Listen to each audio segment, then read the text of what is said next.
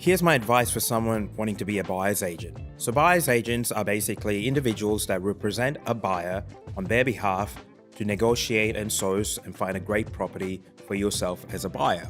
Buyer's agents, when I started DDP nearly 14 years ago, was a very new term. There was kind of foreign term, like what is a buyer's agent? Thankfully in Australia, it is becoming more and more common to have buyer's agents in Australia. However, what does it take to be a good buyer's agent?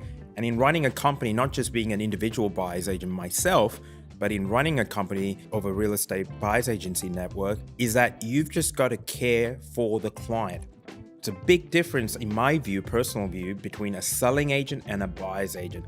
A buyer's agent has to have a vested interest in the buyer to ensure that their needs and requirements are looked after. And that is the first part of it. If you cannot comprehend with that, and go, you know what, I want to represent buyers and I want to make sure they're looked after and get a great deal, kind of like a lawyer that represents one party to look after their interests. That is the first requirement, an interest, a vested interest to look after the buyer. The second, of course, is understanding your client's needs and customers' needs and understanding what they're looking for.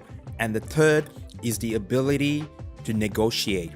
And negotiating is a skill. It is a learned skill. It's not like even for me personally that I'm born with. It's a skill that I've learned.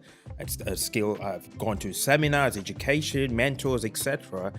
Because you've got to always negotiate between two parties. That is a selling agent and the buyer, and you're in the middle. So negotiating is a key skill, but it is a learned skill.